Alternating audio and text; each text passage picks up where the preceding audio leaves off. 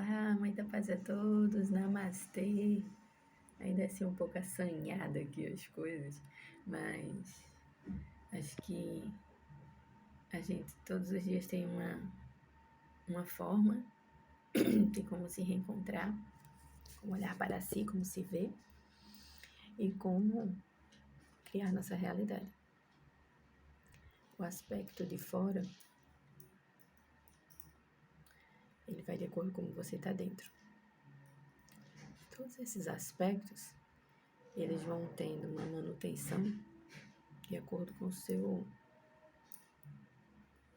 a elevação da sua vibração, seu padrão vibratório.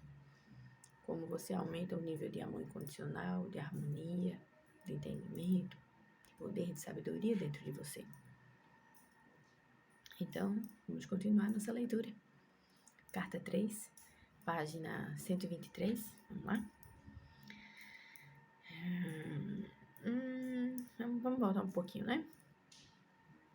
Vi que meu tom de voz tinha tocado a alguns deles sobriamente. Cada um tomou um gole e depois passou a taça para quem estava a seu lado. Mas ainda não dizia nada.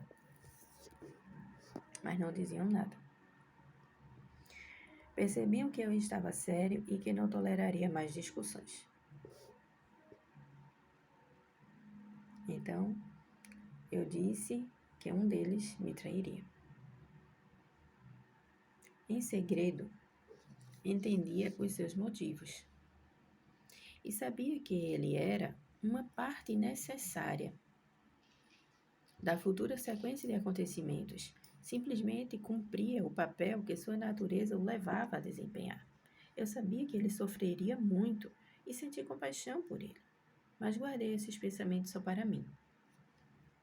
Gente, até os nossos desafios e aquelas pessoas que são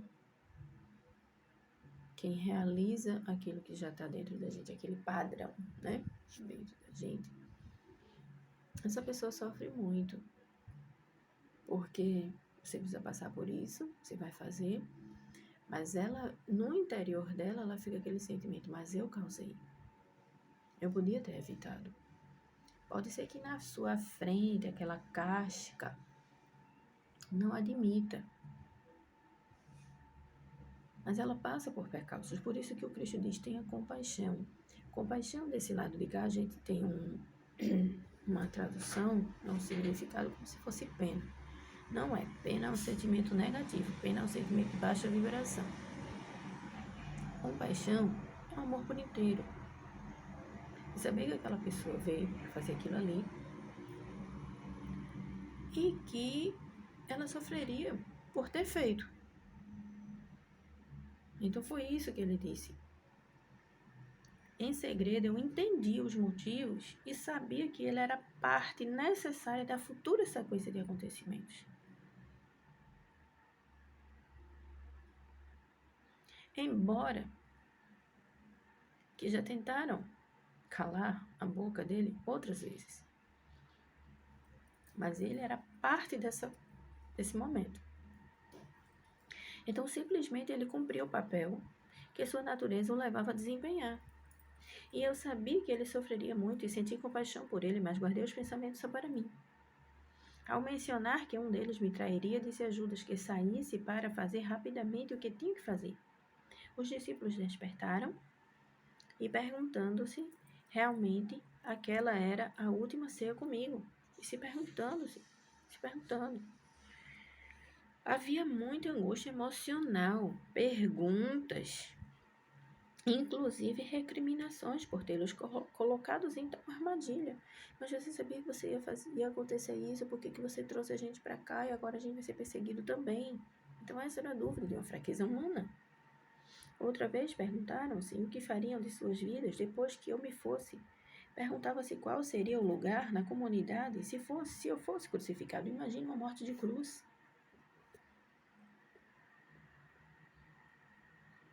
As pessoas zombariam dele, queixavam-se. Ninguém voltaria a confiar no que eles dissessem.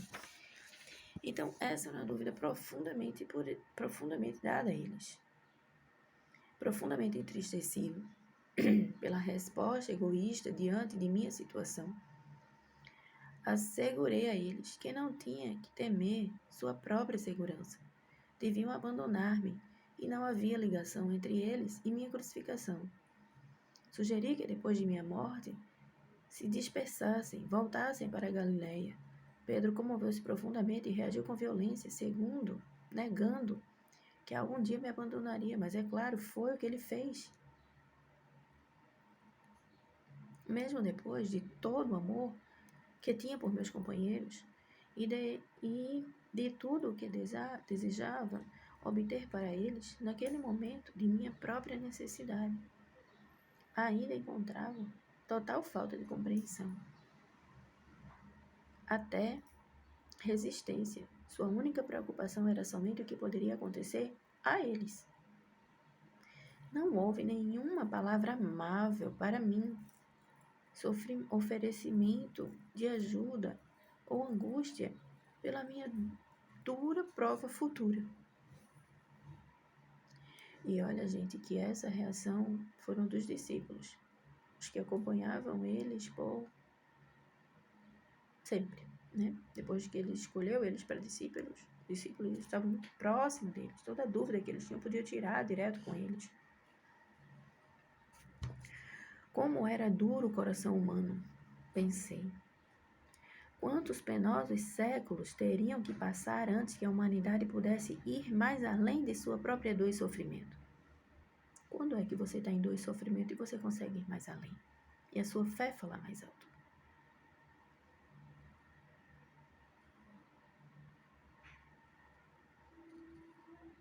Quando você está num momento desafiador da sua vida. Ele estava num momento de morte. Quando tem uma pressão de doença, uma pressão emocional, financeira, quando é que sua dor e seu sofrimento, acima disso, você consegue encontrar sua fé? Esse é um momento desafiante. Diga a Deus que você está grande e que você vence isso.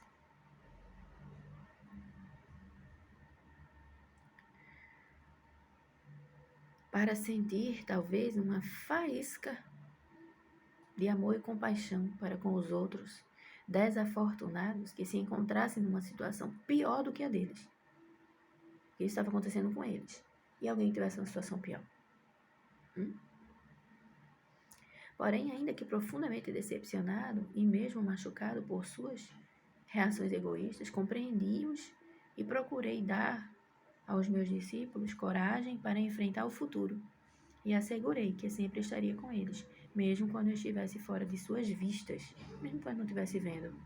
A gente não vê ele, mas ele está no nosso coração. A obra que eu tinha começado seria promovida desde o além, e não os deixaria sozinhos.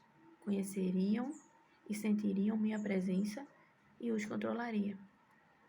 Disse que se agarrassem à recordação do tempo em que eu tinha estado com eles. Alertei que haveria muitos que continuariam o caminho com o conhecimento que eu havia dado, mas que estranhos buscariam acrescentar a voz da tradição e da razão de meus ensinamentos. Ou seja, havia contradições naquilo que ele realmente tinha dito, iam burlar aquilo que ele falou. Muitas palavras seriam tão distorcidas que finalmente já não revelariam a verdade original que eu havia trazido ao mundo. A Bíblia que a gente tem hoje mesmo, tem muita coisa boa ali, mas tem 22 versões, nenhuma é original.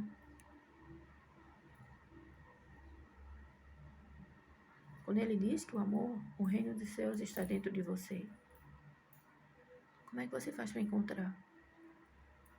Em que momento você encontra? Quando disse que isso aconteceria, afligiram-se. Foram mesmo tomados pelo pânico. Fiquei aliviado ao ver que meus ensinamentos não tinham sido em vão.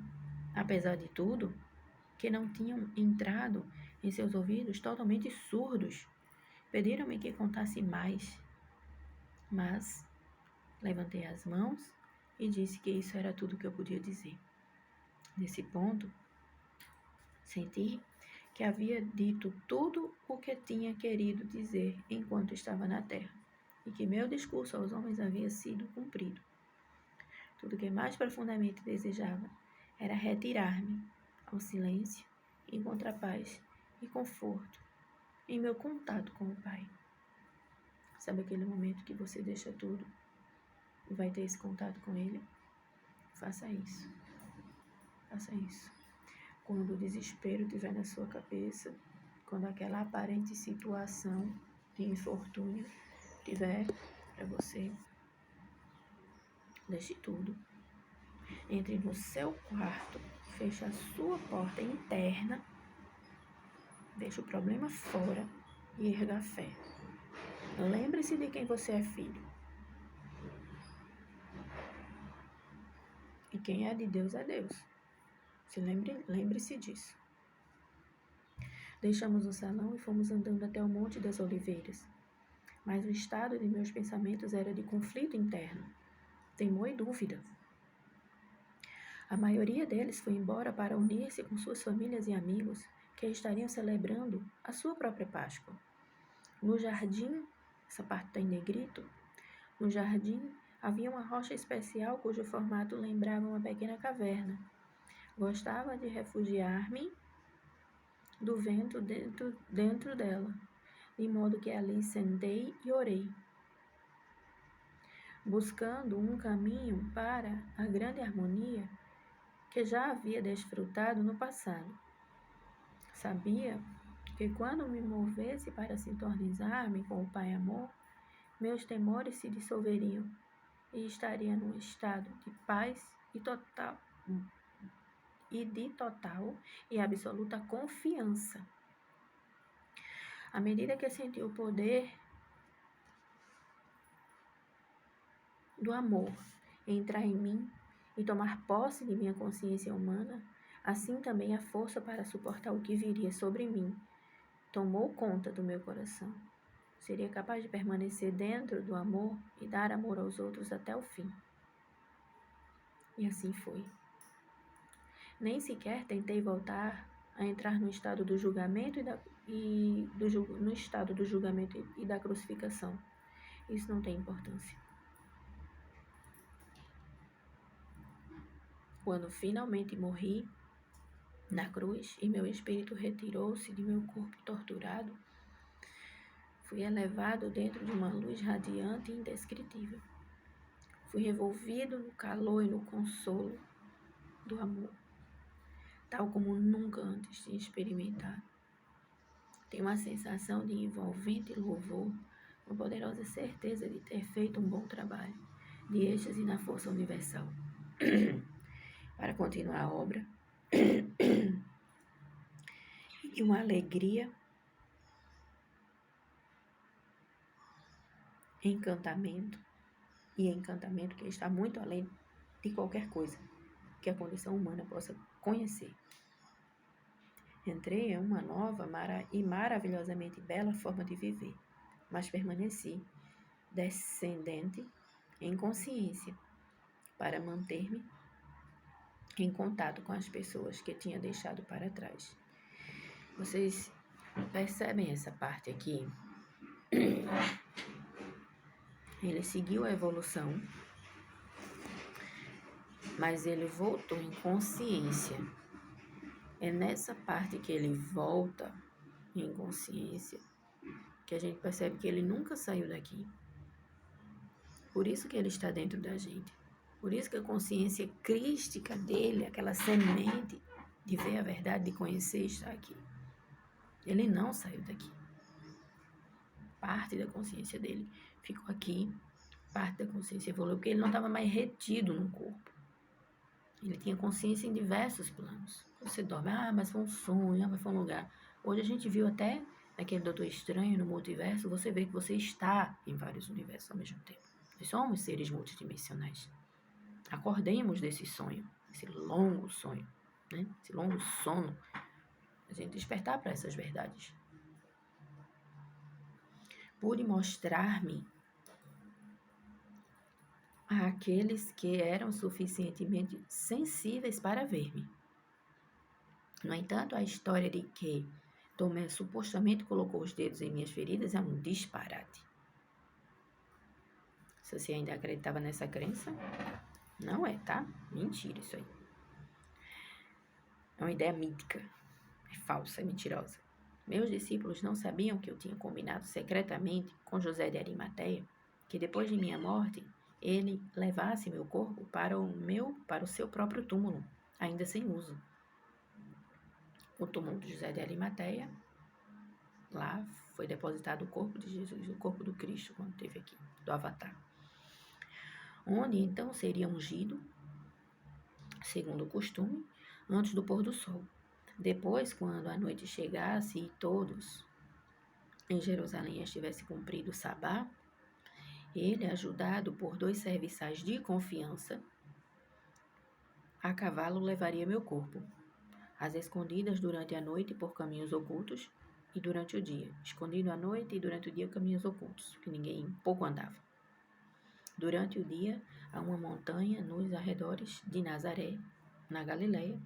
Ali, segundo minhas instruções, ajudado por minha família, encontraria uma pequena gruta oculta que tinha me dado refúgio das tormentas e das pessoas quando eu era um jovem infeliz e rebelde, em disputa com o mundo todo.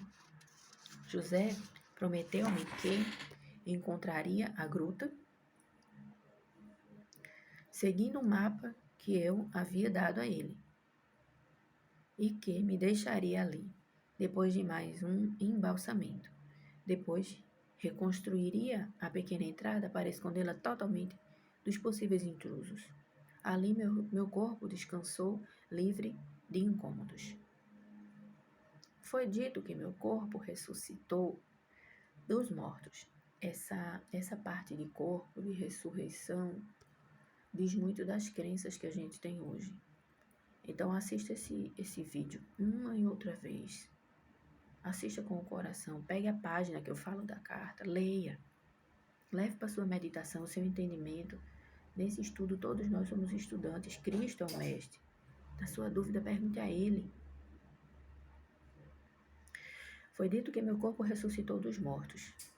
Que absurda história inventada pelas mentes daqueles que não sabiam como explicar satisfatoriamente minha morte na cruz como um malfeitor. Por que eu teria necessidade de um corpo terreno para continuar a existência na outra dimensão? Como este mito ridículo pôde persistir até o século XXI? Isso se dá à medida da falta de compreensão dos cristãos. O fato de que hoje terem aceitado cegamente tal dogma. Questione-se. Veja até que ponto isso é verdade. Pense nisso com cuidado.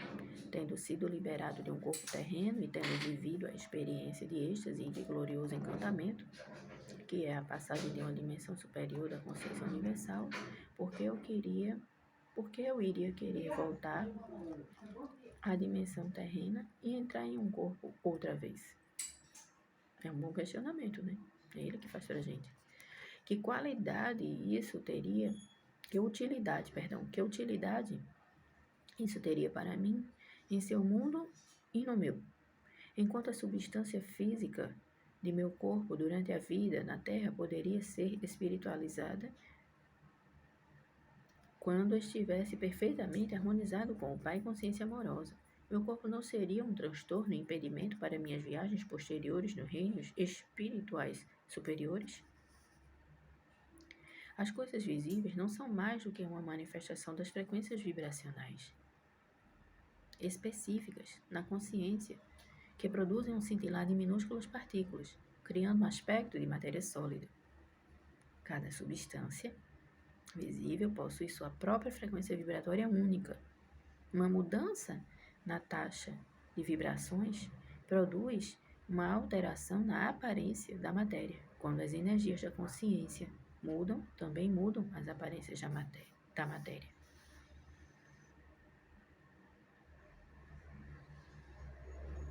Eu vou parar aqui, porque esse parágrafo último e esse aqui já diz muito de crença e já tem bastante coisa aqui para a gente refletir e levar para a nossa meditação.